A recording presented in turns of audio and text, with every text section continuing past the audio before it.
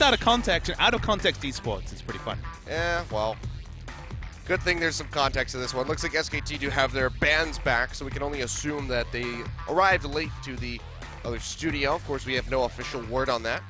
We're piggybacking. Yeah, so who knows? Piggyback broadcast. But we are into the pick and ban here for game 2.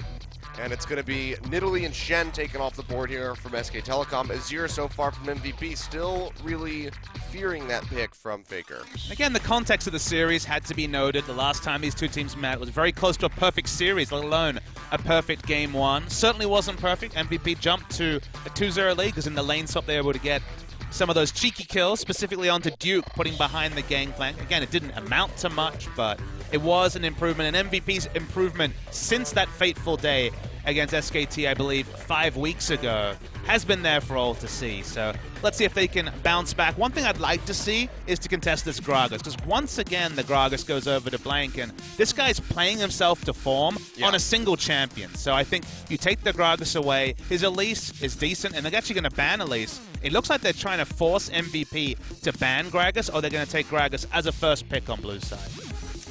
Well, they're definitely comfortable with picking that one up. Another pick that did fall through the pick and ban that we still have not seen recently is Rise, and certainly is something that Faker could bring back to the table.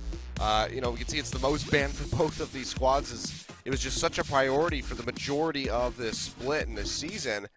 Will be the Rek'Sai actually banned, so they're really pinching down on this. And what I can guess is that SK Telecom are going to take the Gragas, and MVP Definitely are going to go for something like the Graves. You know, they could also, on the red side, go for something like the Amumu.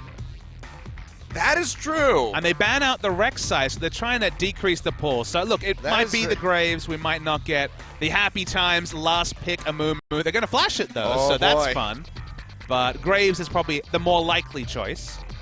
They got themselves into a lot of trouble drafting Graves. In game 1 of the last series, that perfect game, Beyond went Graves. They picked skill matchups, and then at least ganked every lane, and Graves couldn't do anything. So they have got themselves into trouble in this particular matchup with the Graves, but I think it's more fun if they don't select their jungle now, because last pick Amumu is certainly a reality in this series. I would very much love to see that. I have not gotten to cast the Beyond Amumu yet. You haven't? Oh, no. Boy, it's so much fun. I'm hoping that they go with that one. This would, I don't know about this one. They're hovering this Gnar here for ADD, and they're actually going to lock this. That's interesting. We've only seen the Gnar coming back in as a counter pick. It hasn't had like a first pick in the role priority thus far, but they're feeling comfortable enough to go with this one. I guess fearing that Duke will now take the Trundle. We've definitely seen some weird drafts. We've seen Gnar blind picks, but not necessarily consequential Gnar blind picks, but we've seen a lot of Gnar, and yet not many great Gnar performers. KT, someday in game 1 against SKT, put out a massive Gnar performance that showed the potential for the champion. Trace also, with his 4-man Gnar ultimate in game 2 of the Rox Jin Air series, showed the potential. So we're getting to, say, the 4th week of Gnar being back in the meta, and now maybe we'll see more of these teams playing around the Rage Bar, I guess both on the SKT and the MVP side, friendly and foe when it comes to playing around what the Mega Gnar can do, because when you hit that 4-man Gnar ultimate, usually a team wipe follows. Yeah. Well, you can see the Graves hover right here with the Bard. Max still did have he had a pretty good game in that last one, the Cosmic Bindings early. I mean, especially that roam into the jungle with him and Maha getting that first blood was very strong, so it looks like they might just lock this again. And it was the Ashe Alistar coming out for SKT, so they have a hefty amount of engage, both with the Crystalline Arrow, the Headbutt Pulverize, and the Explosive Cast. And this game, actually, with the Ashe, they have the sort of engage that was available to MVP in the previous series, but they're probably going to have the mixed damage that MVP was lacking. We're looking for both solo lanes, as they are leaving top and mid to the last round. Now, they're going to actually draft Gangplank into Gnar, which is very interesting. First time we're seeing the matchup this season. Another one that Gnar can run away with. And Gangplank obviously cannot itemize into armor or any laning statistics till much later. And there's a champion that we see a lot of, but not necessarily from Faker. He's going to play the Victor for, not the first time this season, I don't believe, but it's not been a common pick from him. It's very much been more of the Azir school of thought, but with Azir banned, I guess they're just going to go for the safest blind pick. SKT want to take a quick 2-0 here. question is MVP. As a last pick, a lot of options available to them. They messed around with the idea of LeBlanc in Game 1, ended up going for the Varus that I think really harmed their draft more than it helped it. And this could be another LeBlanc lane in Game 2. It's looking very likely. Faker, of course, very much a master of that champion, but ooh, here we go. A flip over to the Ahri. Will we see it for the first time this season? We have not seen this Ahri since the promotion tournament from Ian, and they're actually going to swap back. Well, they will get the Karma, so they have the double AoE move speed. I'm a little disappointed now. I wanted to see Ian's Ahri come out, but I guess we'll have to wait until that Assassin rework occurs. Gonna have to be just wait a little bit longer, as you say, Achilles. Surprisingly, it is Faker's first game of Victor this season. Yeah. So a lot of other mid laners, Crown especially, have been defaulting to Victor. Obviously a safe, a wave clear pick. He's 12-3 lifetime, so definitely a very nice win rate for Faker on the champion, but more associated with his nemesis in Kuro than for Faker. So first time this season. Interesting to see if he goes for those big performances, because we've seen both Fly and Crown really dominate games as Victor. Does Faker have a nemesis? Not really. Like He does actually. It's He's Pawn. the one that is everybody. Okay. Okay. Pawn is his nemesis. He was able to smite him down We can go with that last one. year finally, but In Korea right now, no. no. True. Faker is many a person's nemesis, Exactly. but he himself does not That really is a have fair a point. nemesis. A lot of people are like, I'm gunning for you, and Faker's like, I don't know, whatever. I guess we could say tempt because he hasn't beaten ESC ever. But that's about as close as it gets. Mickey's trying. I mean, they have wins over SKT twice. Yeah, so but Mickey needs to practice some more That's true. before he can be the nemesis of Faker. Well, we got the move speed comp here for MVP, so Nara, if he gets engaged, and he might have a lot of tools to do so with the movement speed, could actually lead some nice wombo team fights for MVP, but once again, it's only Karma for magic damage, so still, light on the magic damage for MVP. Yeah, just really scary, this amount of engage that SK Telecom has garnered for themselves. MVP are going to have to look out and try to get an early lead again in this match and not give it up this time. Beyond on the Graves has played this one immensely in the past, so we'll see if he's able to bring it to the table and find success to go to Game 2.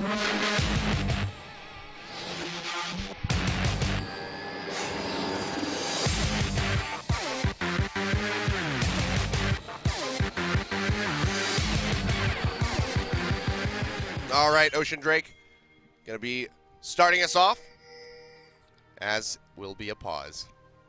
Wouldn't be a piggyback broadcast without a pause, Kilios. It's Monday, what are they doing? Their timetables are off. This is Tuesday nonsense. But, oh well.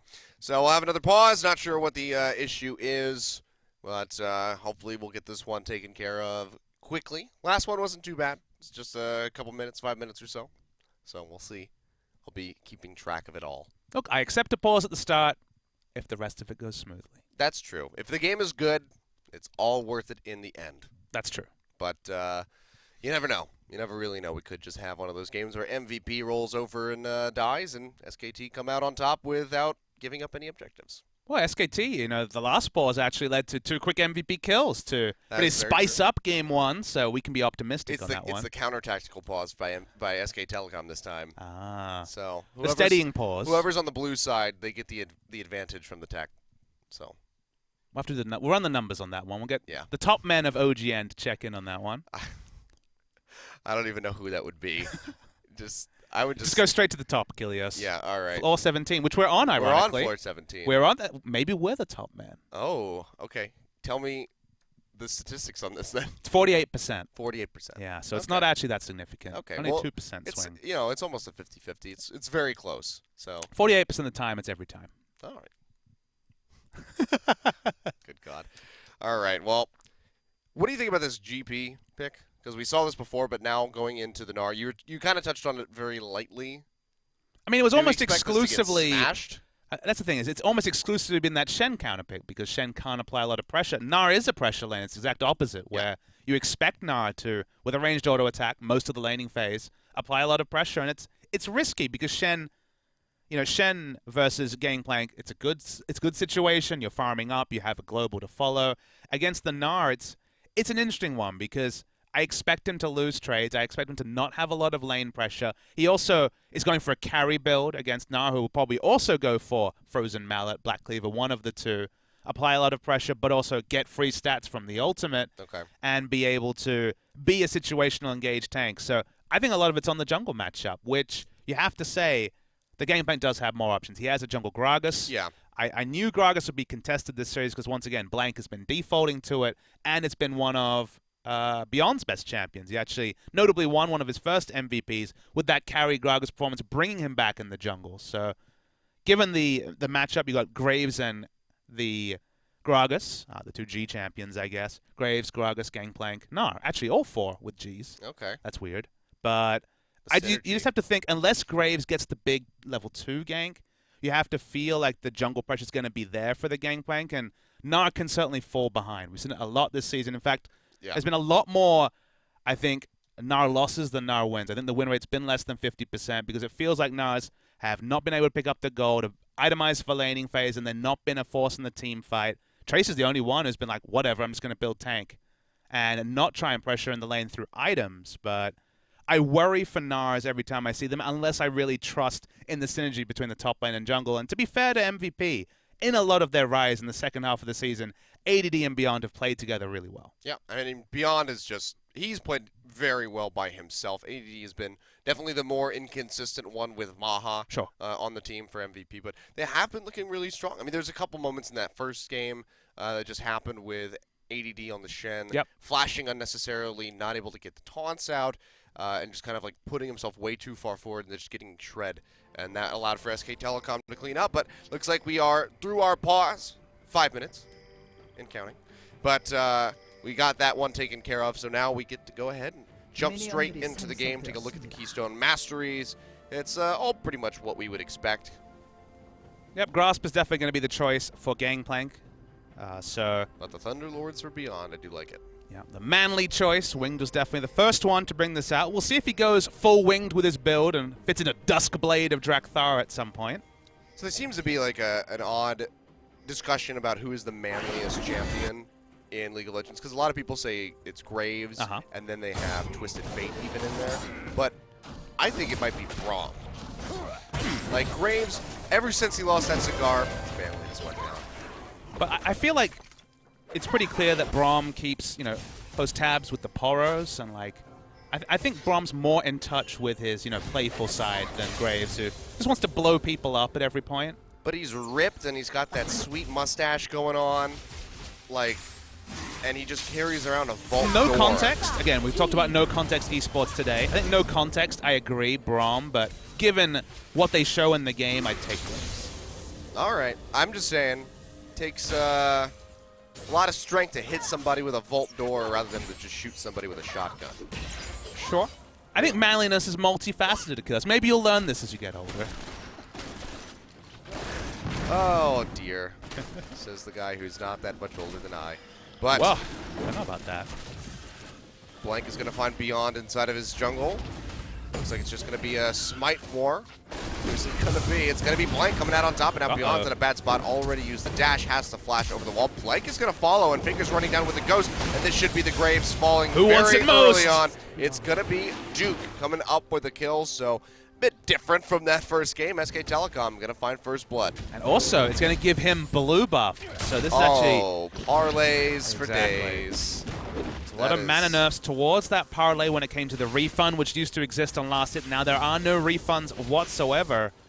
You used to have to be pretty precise with managing your mana bar in lane, but now even sustain. You can even use the orange off cooldown, especially pre-6 before the Gnar ultimate is available, and have nothing to worry about. So to say the one-man invade mission by Beyond was optimistic. ADD going to take a bit of damage, has to jump away. Meanwhile, up top, Maha getting engaged on, has to flash out onto that little bard heal.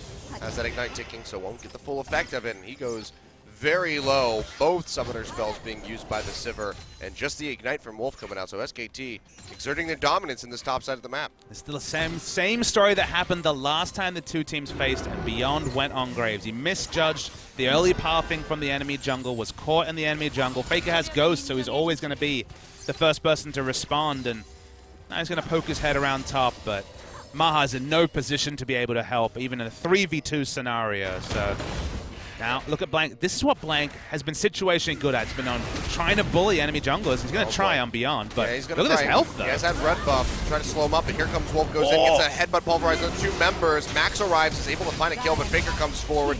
Shield actually coming out from the Karma will keep Beyond alive for a moment, and now Faker's in a bad spot, getting slowed up by that red, trying to kite back, but now they're going to go back in, trying to get onto Max as Wolf gets taken low. Bang has arrived, and they will be able to finish off the Bard. They can't find another kill. It's going to be a 2-for-1 for SK Telecom. Nicely played by them, knowing their limits and not overstepping their boundaries.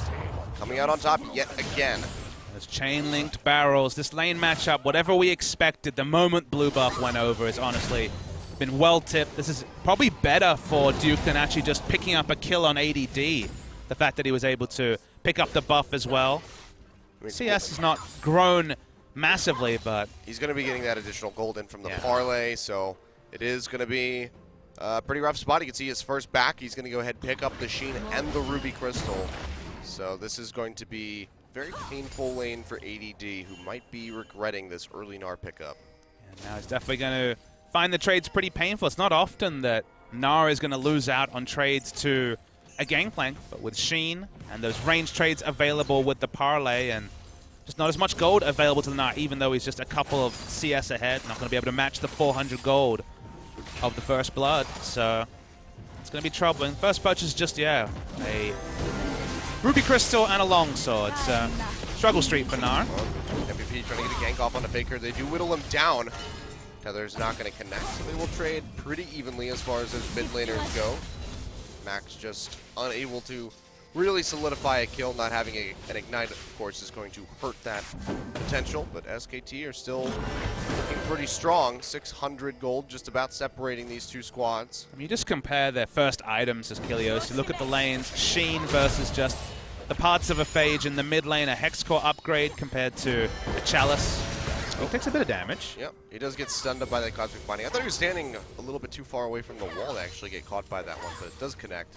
MVP is smart. They actually rotate down to bottom lane because they realize they can't enter lane against Recurve Bow with Cull, but now Blank's here. Yeah, Maha does not have that flash yet. He's going to get slowed up by this Cannon Barrage. Max going to get engaged on. Actually, Blank unable to finalize that kill, and he is going to go down. Maha picking off the Gragas. Now the TP coming through. It's ADD arriving, and he is going to be slowing up with the Boomerang Blade. Jumps forward, almost has that Mega Gnar, has the level 6 for the ultimate, goes in, but nice flash away by Wolf. Will keep him out of range of that stun, and now ADD takes a good chunk of damage, but SK Telecom not in a position to capitalize on that one. Meanwhile, Bang gets some free farm and damaging onto the turret, but a bit of trading back and forth, and the gold is going to remain pretty much in the same spot.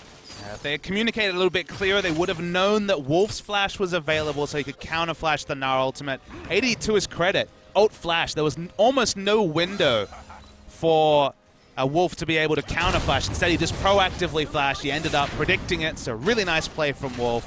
Means that the teleport and the flash make no gain for MVP, specifically for ADD, and they also end up only farming 2 lanes because Ash just had free time to push in the top lane. Yep. So good moves here by SKT. Having that bit of a lead, but still haven't been able to stretch this into any sort of objectives. Of course, in game 1, we did have that double tower swap. This time, it's just going to be stagnant for a while. The Ocean Drake, first one on the board, not going to help too much with knocking down those turrets. You can see SKT's plan. The moment that they saw this lane swap happen, they first ganked the lane. Now they're sending Ash straight to the bottom side. Has a huge item advantage. Recurve Bow, first buy, now double longsword. It was only a Cull Bly from Maha, and he was smart to just try and end the laning phase. He knew he couldn't lane against Recurve Bow, but been forced in lane. We'll see if MVP try to trade again, but at this point, with Gangplank freezing up top and Sivir in kind of an awkward position, no real good lane assignments left for MVP. Yeah. And Ian just having that assist, not able to get a kill to match the scoreline of Faker thus far. Going to be building towards that. Athene's Unholy Grail has the Chalice already in the inventory.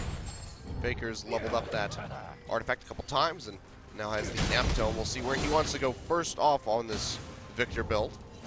Predicting it to be Rylai's, like pretty much the whole field has been Hex Core fully upgraded and the Rylai's, but always a chance people will dissent with the changes to Rylai's and specifically The build path being really nice and reasonable, and also just another pick tool to help other members get damage in, right, as it's become the default item buy for so many of these mid laners.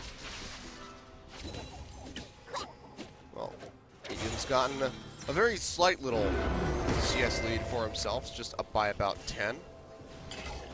So we'll see if he's able to stretch that any further, but out-CSing Faker is not really an easy task.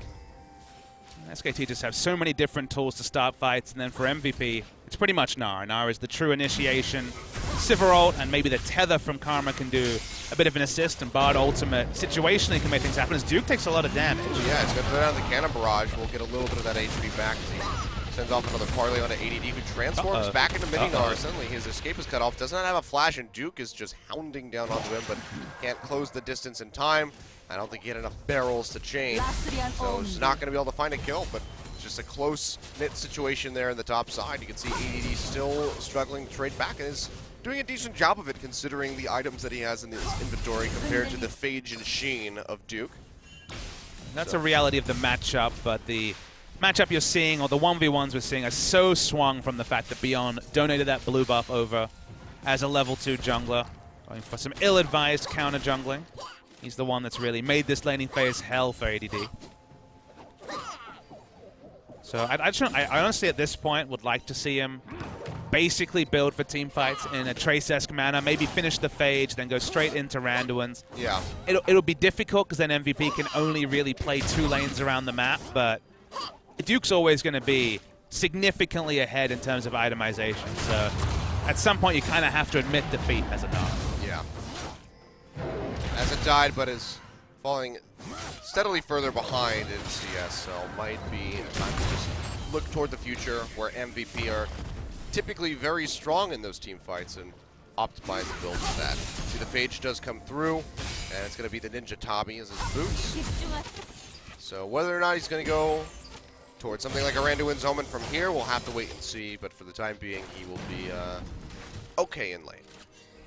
Laning phase might be manageable, but skirmishes against all the globals and initiation from SKT are very difficult, which also gives the flow-on effect. So with the gold lead, you'd probably fancy SKT in Drake fights or grouped fights in general as well. So how many different advantages will SKT be able to pile on before the items are truly there for MVP to force fights? And then can AD do so much heavy lifting as basically the only true engage on the side of MVP? I'm going to say probably not. Look at you. I could be surprised. You're growing into an analyst. You're blossoming, Achilles. Yes. I can connect past friends. Well, past trends say that SKT were going to win this series, but MVP put up a hell of a fight in Game 1. Well, they did for the first 15 minutes of it, I would say. Bard ultimate gets used, not going to find Faker.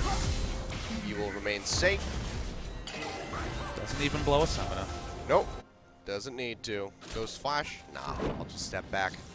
It's easy, remember? Yep. Things Faker does. But a bit of a slower game this time, not having the swaps coming out and a less desirable Drake on the board. It's also that Beyond's not empowered this game. The moment you die in the early jungling phase, you're not going to be counter-jungling. In fact, it's been Blank that's had the run of this. And a little bit of a skirmish now as Blank gets engaged on. Max is not going to find a stun into the wall, but Wolf goes in, finds the headbutt pulverized straight into the Ash arrow from Bang, and that Bard just completely blows up. Kill goes over to Bang, and now this blue buff might have to be surrendered as well. No, will be picked up by Ian, albeit somewhat miraculously. But a nice kill pickup there for SK Telecom will put them about 1,000 gold ahead, and they will go ahead and start up this Ocean Drake as well. Ocean Drake in the early game, very consequential, will help the lanes out. They're going to back away, though, even with Pink Ward, even with Vision. MVP investing the time of both their jungler and their Sivir to stop it up.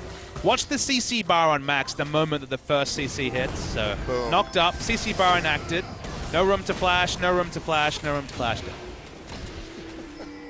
That's what happens when you're against Alistair, Ashe, and the Gragas. Well, when you're against people that know how to properly chain them. Because if this was a solo queue game, all of it would have gotten used at the same time, and then he flashes, goes through the magical journey, and he gets that out alive. SK Telecom, as it turns out, are slightly better than a solo queue team. Just slightly. What's solo queue anyway? Dynamic queue team, forgive me. Honestly, the last time these two teams met, it felt a bit like SKT versus Dynamic Q, those video series that was popular on Reddit. Yeah, we don't say the S word. Which chat doesn't like it when you say the S word. That doesn't exist anymore. It was murdered in its sleep. Dynamic Q is the only Q. What a time to not want to be alive. Now, to AD's credit, he's in one of those such scenarios right now against a Trinity Force Gangplank at 14 minutes, but... Yeah, this is when he starts raging in chat and says, what the hell, this jungler won't gank for me? I mean, that would be probably a double kill for the Gangplank, so perhaps stay away. Probably, but that's the mentality that comes with the territory.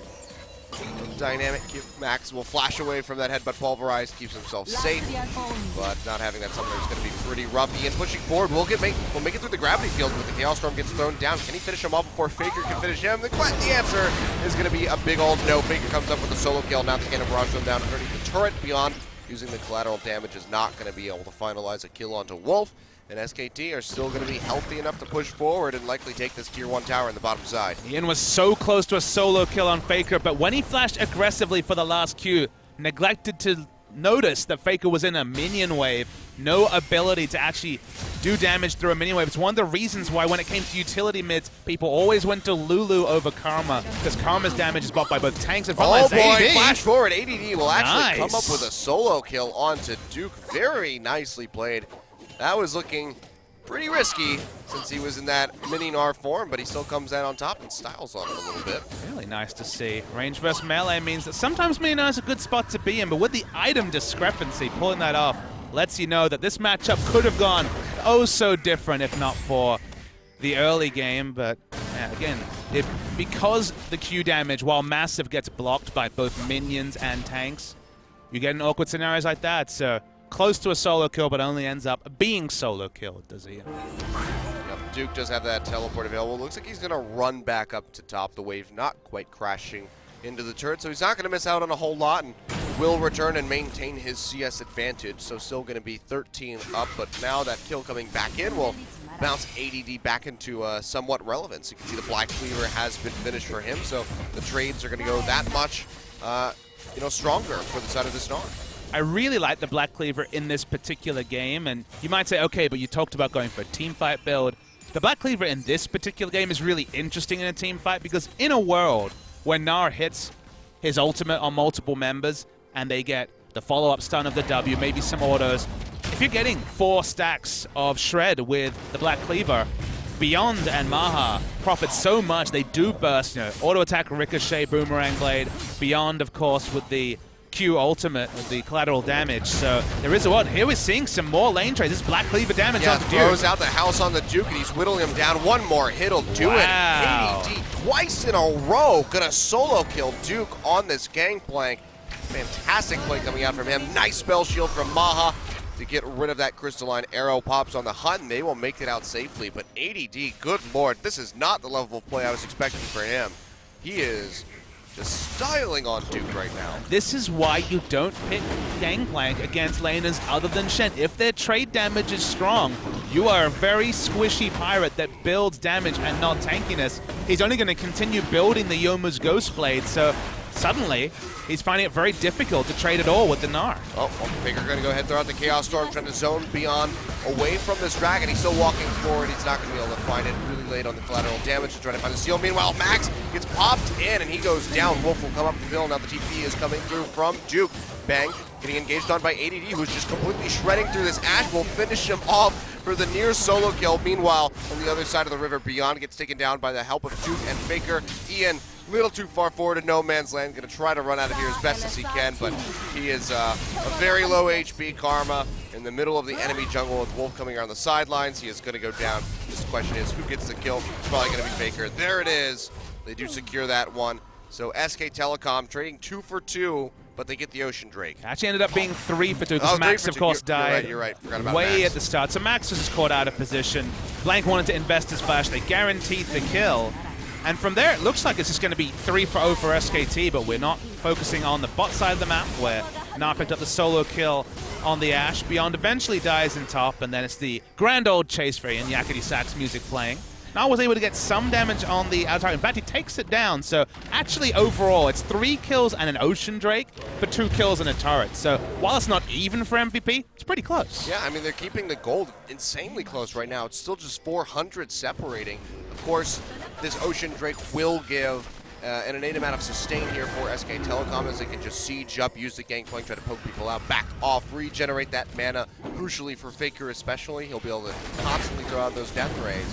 But again, like you said, it's not the biggest pickup for SKT to snatch off the backside of that one. Maha going to use on the Hunter. They do find Blank and Wolf. Beyond comes over through that magical journey. Has that red buff to slow him up. Wolf goes in, finds the head by Pulverize, and now Faker coming over the wall with a flash. Will try to burn him out, and they will. Wolf finds the kill, and now Max getting ticked down by that Chaos Storm. He's not going to find it as he goes through the magical journey, but Faker is able to finish off the Sivir with that empowered Q off the Siphon Power. And SKT, just like that, they get an unfavorable trade potentially, and they come right back in, pick up several kills, and will take down another tower for themselves. MVP were just too overextended. You would think that around your outer and then inner turret on your side of the map was not so, but the big issue there was that because they were fighting around the other side of the map, they had no vision coverage, only a couple of wards down, and they're being caught 1, 2, and 3, and now it's ADD. Being locked up, going to try to transform to get that extra HP, and will be able to do so. Stun, of course, not going to connect, but he keeps himself alive and does not have to use the flash, which is going to be the most crucial thing, because that could be a big tool for him to potentially turn a fight around into MVP's favor. But right now, SK Telecom, off the backside of that Dragon Fight, are starting to turn on the heat. Faker's putting in one of those big match performances, 4-0 and 4, almost 100% kill participation. Just flashed over the Krug wall to get the first kill. Nara's the one with all the gold on the side of MVP, in spite of what his jungler did to his lane. So a lot of credit to ADD, but there was no way for him to be involved in that fight. No teleport available. And the rest of MVP just donate extra gold over to SKT. Yeah. He almost had the triple kill, Max, barely making it out of that magical journey. And Blank had, funnily enough, Blank had actually thrown the explosive cask into the magical journey, like just trying to get as far into the terrain as possible. But Max is riding the lightning and made it out of range just in time. He body slammed Max out of magical journey in game 1 for a kill. Tried to repeat that with the ultimate, but not to be. Well, it's not, but the shining light right now, 50% of the kills on the side of MVP is ADD with this Gnar. 3-0 and 0 is building that Randuin's Omen as a second item. So opting for the Black Cleaver so he can just style on Duke and bang, as we saw in that bot lane exchange. And now we'll be optimizing for the team fight. So MVP still have a good shot in this game. Max is spotted out walking over, that you can hear the Gangplank ultimate raining down. And it doesn't even matter. ADD just solos them out before they arrive. What does it accomplish, Curse? Will they take a turret unanswered for this, or will it just be a turret trade and a kill? So much relies on ADD, because you look at the items, it's 2-item SKT versus 1.5 items on the side of MVP. You look at someone like Maha in particular, nowhere near his second item. So it's going to be on ADD doing this to the enemy team and actually allowing some snowball to go to other members, because it's only ADD with relevant amounts of gold this game. Well, ADD is doing one hell of a job right now. Bar ultimate comes through, we'll get the flash out of Bang, and they hold on to the turret for the time being. Blank goes in though, and a huge burst of damage comes out from the side of SK Telecom as they find 2 members already. Maha and Beyond going down. The TP was used there by ADD, but he's nowhere nearby. Does not have the Gnar bar, and SK Telecom have Baron on their mind, it would seem, as they do roam over to this side. Gnar ultimate was also still on cooldown, so no realistic way for him to come in. Smart to back away. He's going to poke around and will have Gnar Rage Bar and the ult available in just a moment. A little bit risky though, gets popped up by the Pulverize, and he goes down. Faker bursting him out with the Siphon Power yet again, and this should be a very easy Baron confirmed for the side of SK Telecom. Picking this one up at 23.5 minutes. Ian just poking out with those Qs, but he's not going to be able to find anything. And SK Telecom now have a firm grasp on this game, where just a couple minutes ago it was just separated by 500. And SK Telecom is so smart, because they just leave Duke to the wolves. They leave him to die solo, and that sounds like a bad thing, but they double down on every other lane, and they're just playing around the Gnar. Just like in solo queue, where your Nasus might have 750 stacks, but doesn't get involved in team fights, or teleports too late, or doesn't have the game sense to make use of the gold. They just wait till teleport's down on AD, or Gnar is down on AD, or he uses the ultimate, and they make plays on the other members, and because they're all snowballed, they all have bonus items, unless the Gnar is there, MVP is much further behind than even the 6,000 gold lead reflects. Yeah. And now second Drake gonna go over to SKT, a second Ocean, and that is gonna be a hell of a lot more sustained for these guys. We'll see what the next one will be, and wouldn't you know it, it's 3 Ocean Drakes in a row. And then we will have an Elder from there, so not going to be getting any real combat stats. But still, oh well. SK Telecom just basically picking it up because they can. There's not much else to take at the moment, as they do group up this wave into mid. Bar ultimate comes through, completely going to whiff. Doesn't catch Bang, who didn't have that flash available, as he didn't juke out the last one. And SKT are going to stick forward in this mid lane as Duke splits down on the bottom side. Yeah, he's just split pushing a plenty. We saw AD cancel his teleport, so he finds it hard to enter lane. Another solo kill on Duke won't be consequential. 3 this game, but sadly for him, no real relevance to the result as Blank walks up. He won't go for an engage just yet. Just chipping away at this turret, it will fall. SKT now with just one last outer turret to take away from MVP. Decide to set their sights onto this inhibitor tower. It's already been whittled down to half. Bang has to be careful though if he pushes forward. ADD is ready to transform, does have flash up. So could just go in and try to scoop that Ashe up and push him into the tower for a nice big stun. Scarily, you even get the perfect 4-man Gnar ultimate. The items just aren't there on the other teammates to explode people from there, and every time Blank walks up, you're just waiting for that inevitable engage from SKT. Yep. The turret is a couple hits away from dead. You still have to respect the potential turnaround here from MVP, but ADD now into that mini Gnar form has to rebuild the bar, so SKT are going to go ahead and just peel back for a little bit, clear out the jungle, take away as much as they can, and wait for this wave to crash in. They're not going to relieve the pressure though with 2 Ocean Drakes. The moment they walk out of combat, they're very quickly returning to full. Here's Wolf. Oh yeah, Wolf goes in, finds 2 members of the Pulverize, but he's getting whittled down very quickly and tanking up that tower. Can they finish him off? ADD goes in pretty deep, only finds an R ultimate on the Blank, but it's not going to connect into the wall. He has to flash out to safety, but it might not be enough. Bang is just channeling on him with that flurry of arrows, and they are able to take him down. Meanwhile, Faker finishes off Max, and this turret with one more wave getting ready to crash in. Actually, Blank just going to tank this one up.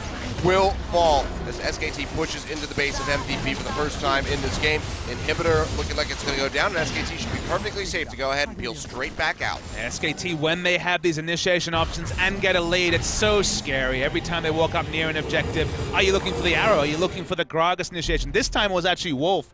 Went for almost a suicide headbutt Pulverize engage, but it was still enough.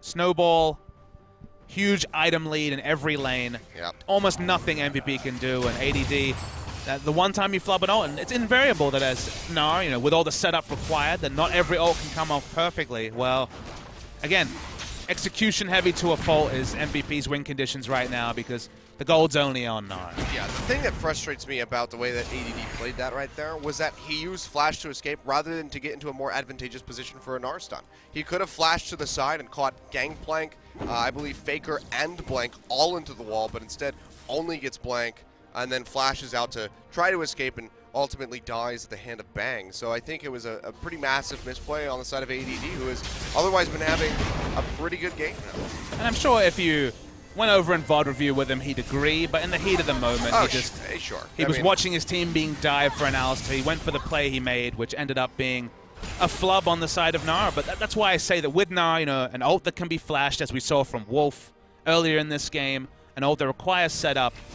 Even if everything's perfect, MVP probably still lose the fight, but could have been cleaner. Oh, Ashe Arrow comes out. They try to get in. Wolf goes in pretty deep, and a 3-man Bard ultimate comes through. They go down the smoke bomb just to try to get rid of some of that vision. Duke pushing forward, takes a decent chunk as he tries to get those barrels through. Blank goes in, knocks in beyond, and they just go ahead and pop him. Faker going to come up with the kill. Max on the backside just running away from Duke, using the magical journey to get out of the base, and ADD being slowed up, has a GA available. It will get popped right before he reaches the fountain, but SK Telecom are looking like they might be able to close this one out again at the 30-minute mark as the wave is crashing in.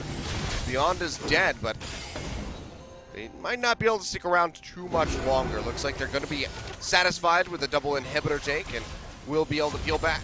They don't have to make a full retreat. They do have a double Ocean Drake that will kick in just a couple of seconds, but they're probably sitting on a lot of gold. Faker on this particular day, just piling on the kills. 7-0-6 now. It's like, let's get to 2,000 now.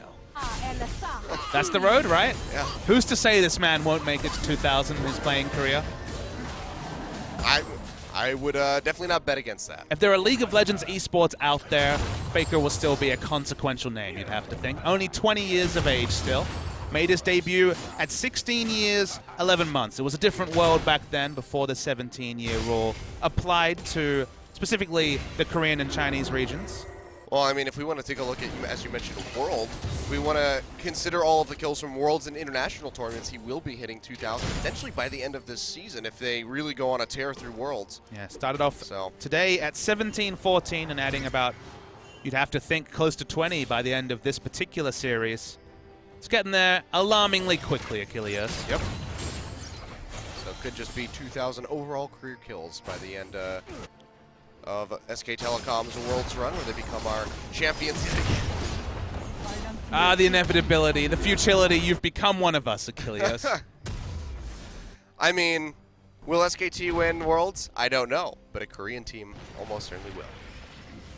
SKT looking the best. They took down KT Roll. So they took down Rock Tigers and KT Rolster in a week. MVP, another top 5 team. Only one left in terms of Samsung of top 5 teams to take down. So Beyond coming over. Nope. Way too early, but the Bard ultimate's there to buy some time. Does he go for this one? Actually goes in and he steals it away, but there's no way for Beyond to make it out of the pit. He gets taken down by Bang. Now Wolf goes in, finds Ian, pops him up, and is just slowing him up so much that he might not be able to get out of here. Has the shield coming up in just a second. Will it be enough to get him out of harm's way? It looks like it will be. So MVP buying some crucial time, but now with 2 waves of Super Creeps pushing into the base, Maha chunked out by the Chaos Storm. They have to peel back, and SK Telecom can still go ahead and finish out this game, even with the lack of a Baron buff. Crazy interaction. So what happened was the smite went through just as the Bard ultimate hit, canceling out the smite damage, and then he didn't have a smite charge available, so Beyond just flashed over and smited it himself. I mean, genius, madness, hard to tell with an interaction like that, but it worked for MVP. But will it even delay the game ending on this push? Yeah, I don't think it will.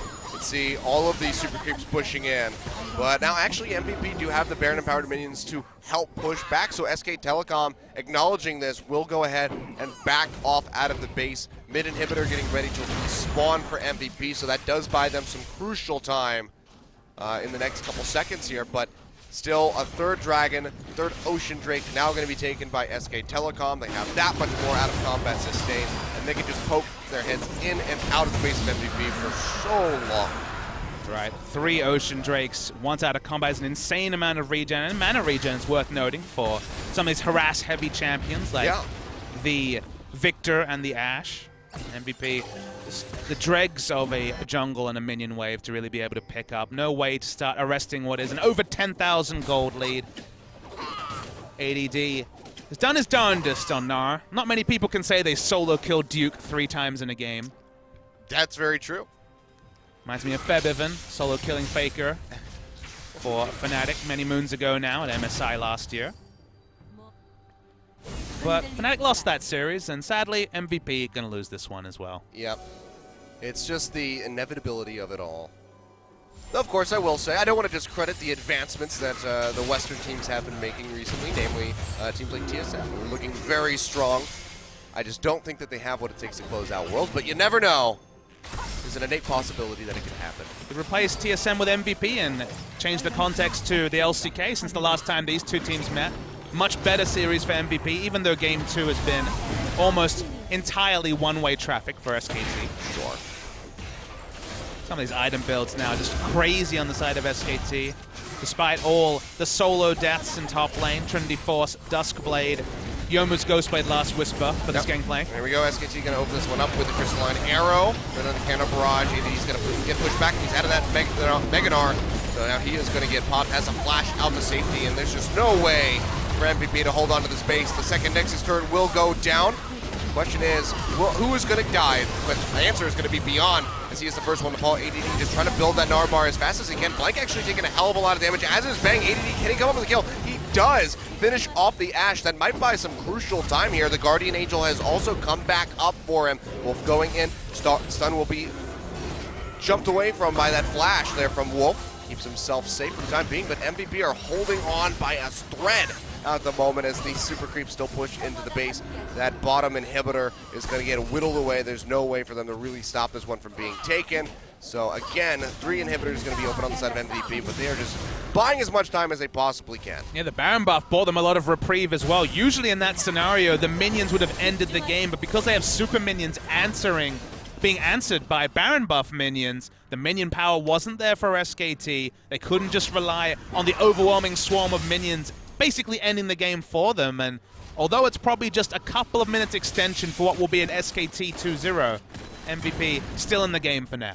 Yeah, but that gold lead is still just pretty much insurmountable from the side of SK Telecom, and now with an Elder Drake spawning in the next 2.5 minutes, could be enough to really just put the nail in the coffin and finalize the game. They'll be getting that triple bonus stack burn on the Elder Dragon, so if you think MVP's hurting now, will be hurting even more when and if that buff comes through. And look at the difference between Faker and Ian's items. They're just absurdly different. 2.5 items for Ian, 5.5 for Faker, so very, very close to the 6-item build. Just needs to upgrade to the death cap finally. Yeah, I think the LeBlanc, yet again, probably would have been a better decision here from the side of MVP, but they opted in for the Karma. Even the Ahri might have been able to really help them out, gives them a bit more pick potential. I mean, Ian's been so good about making things happen. Even on champions like Vladimir, he buys a Rylai's, goes aggressive, and gets picks.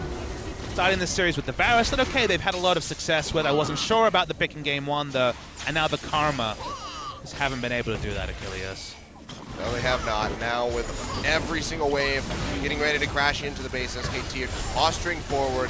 And they're going to start the arduous task of chipping away at MVP. Just wait out the Gnar. That's all they need to do. Wait out this Mega Gnar. It's about 6 seconds away, and then that's your window. That's pretty much what they're looking to do right now. Of course, he does still have that Guardian Angel, so they have to effectively kill him twice. But now that he's in that mini form, and there's a huge amount of super creeps pushing in from the bottom side, this should be the opening that SK Telecom needs to finish off the game. You can see ADD taking a hell of a lot of damage, gets pushed back into that gravity field, and Faker should be able to finish him off. Bar ultimate comes through, catches Wolf, but the Nexus has been exposed, and SK Telecom will go ahead and whittle that one away. So closing this one out just under 37 minutes, a bit slower than the first one. MVP put up a better fight in the end game, but SK Telecom still looking like the best team here in LCK. I mean, they played the map in that second game better than they did in any of their series against the Rocks, Tigers, and KT Rolster, even though they won those very handily. Faker, first game evicted this season. You wouldn't know it from the damage charts or his score in-game. Dominated, monstered, will get an MVP for this performance, so I'm sure that at the studio they can ask him about 1,000 kills and that record that, of course, came tumbling this series. But SKT, I really liked how they played this game, and even though Duke thrown out to the wolves, dying to the Gnar, left, right, and center, everywhere else on the map, they were making things happen. They were using their initiation, they were using their draft, and you know, maybe I'll still shake my head at the Gangplank blind pick. I think they could have done it cleaner with another champion. Too much risk. The moment that the first kill came in, that Gnar was very punishing, but every other facet, excellent from SKT. Yeah, I mean, even though Duke was able to make it out of that laning phase, very much hurt. He still came back in with a Dusk Blade, Yomu's Ghost Blade, everything, but never really made one of those big, flashy Gangplank plays that you see when the GP is able to get ahead. So picking it into the Gnar, definitely ill-advised. For all you guys watching, don't do that in your Dynamic Q games because you'll probably get stomped. But ADD having some really good plays in that game, showing some improvement. I mean, you can't ask for anything more, Achilles. Sorry to cut you off, but you can't ask for anything more. He was against a blue buff level 2 Gangplank. Yeah. And even if it's a good lane matchup, that's going to warp things. And he still got 3 solo kills, had a lot of pressure. ADD did his part. It was the rest of the team, and specifically Beyond, who was good in game 1 with his aggressive moves, but in game 2, the moment he was caught out was kind of an afterthought and just compiled deaths for his team and extra gold for the enemy team. Yeah, it was also good on SK Telecom to not clump up, to stay spread out so he couldn't find more than 1 or 2 targets to, stunt into the wall. And even then, most of the times that he used the ultimate, he didn't even get the stun. He just kind of displaced them for a little bit and then had to try to jump out and flash away to get himself to safety. So, bit of a rough patch there from MVP at the end of that. Ian not really showing up on the Karma. Would have liked to have seen more of a playmaking champion like that LeBlanc, like the Ahri that he flashed at us. He's just teasing us with that pick and making us wait until that Assassin rework, it seems. But I would love to see him return to that one and have that ability to just charm somebody, drag them out of the fight, and then have everybody turn and blow them up and then push on aggressively towards the rest of SK Telecom. I guess that's the sad thing, is the things they teased us with, the Amumu instead of the Graves, in Game 1 or Game 2, the LeBlanc, the playmaking champions they teased us with, I think could have really helped them because SKT have been very passive in recent series. But instead, they went for the passive choice. They went for the Varus. They went for the Karma that can make things happen, but can also go the way this game went. And unfortunately, MVP drafted themselves out of what could have been a really interesting series because the play in Game 1 was very strong.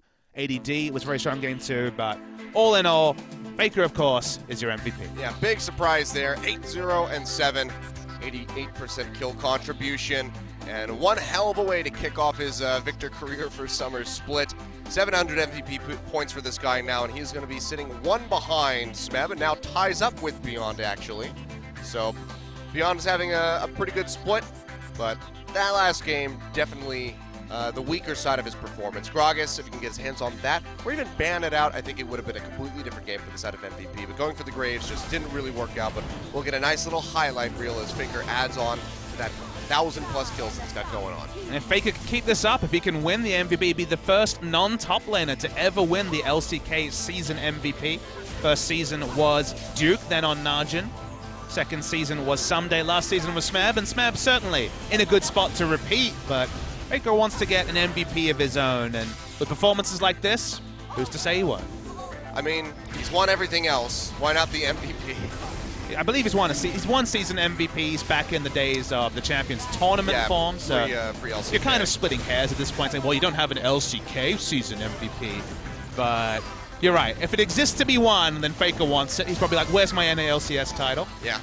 I mean, we might as well just give him a He should have an honorary. Yeah, honorary NA LCS title. Just hang up a picture of his face next to all of the banners. That would be a really nice addition to the NA LCS studio, I think. 1,192 days ago, Faker debuted, and since then, I mean, he burst onto the scene, of course, with the solo kill and Ambition in his first game. I was watching the VOD of that today. Yeah. And the sort of excitement about his unknown talents then still exists now because we still haven't seen the ceiling of Faker. That's the fun thing, is that Season 3 was different. You could make more solo plays. He was more flashy back then, but I think Faker's only getting better, and as these new champions roll out, and we're still to see his Talia, I still think some of these mechanical champions are going to be just insane level of play from Faker. Yeah, bringing out Malzahar today. Talia is the other one that he's really been spamming in the solo queue, so definitely looking forward to seeing that. Still hasn't been as widely picked up as we expected here in Korea. It was really just the start of CJ kind of bringing that out, and we've seen it banned and touched on a couple times since then, but it hasn't really had that massive impact as we sort of expected it would. But you never know. Maybe Faker will bring it out one of these days. If somebody can get the Azir into him, maybe he wants to pick the Talia. Though he did say that he thinks that Azir wins that matchup. But who knows? It's Faker. I have the utmost faith in him that he can pretty much beat anybody with just about any champion. And Talia, I think, is one of those 20 to 50 games of spam. You know, you need to learn the mechanics. You need to know exactly where to position the workaround to get the most out of the champion. But I think Sky is the only one to touch on really the untapped potential of Talia, because I think she definitely would join the pick ban status once everyone becomes really experienced with the champion. Yeah, and of course, they have a little bit more time to fiddle around with that one, because CJ, they don't play until later in the week when they face off against Longju. So before it was the matchup of the teams that had not won a single game, and CJ came out on top of that. Now they're still the bottom of the table team. CJ has been improving a bit, I think we could say fairly. They still haven't moved up very high in the standings, but Longju have been looking pretty pitiful, and I think that this could be another win for CJ to kind of help them get back into things. Do I think that they can make playoffs? Almost certainly not. But you never know what could happen here. Everybody's beating everybody when they really shouldn't be doing that. But that's going to wrap it up for us, from myself and Papa Smithy here tonight. When we come back tomorrow, we'll have Jin Air versus Samsung. Samsung going to be looking to prove their mettle. Jin Air they had a really strong performance recently against Rock's Tigers, so you never know what's going to happen there. So be sure to check that game out. But we're going to go head off, so we'll see you guys tomorrow for more LCK Summer.